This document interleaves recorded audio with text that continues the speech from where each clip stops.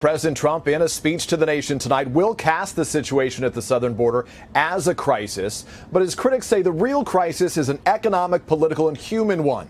Hundreds of thousands of federal employees out of work as this government shutdown stretches on. And today, many are challenging the president's credibility on the border issue after the White House has repeatedly misrepresented the facts.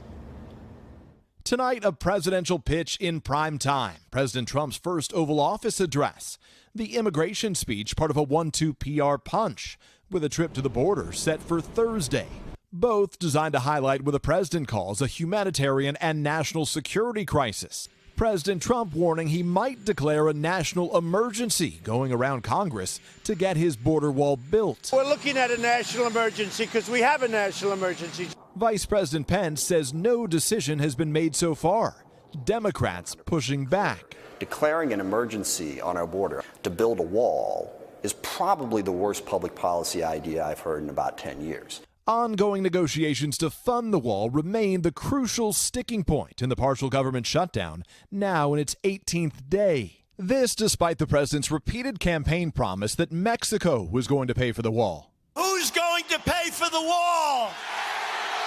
And his more recent claims that Mexico is already paying for that wall indirectly through new trade deals. This morning, new numbers contradict the White House's argument for a wall to combat the threat of terrorism. We have terrorists coming through the southern border because they find that's probably the easiest place to come through. We know that nearly 4,000 known or suspected terrorists come into our country illegally. And we know that our most vulnerable point of entry is at our southern border. I know this statistic. I didn't know if you were going to use it, but I studied up on this. Do you know where those 4,000 people come or where they're captured?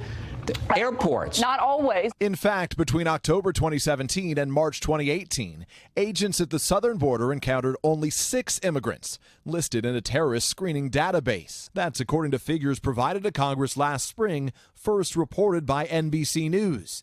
And that doesn't mean they were necessarily terrorists. The White House now trying to redefine what it means by a border wall. In this letter to Democrats, framing it as a physical barrier made of steel, not concrete.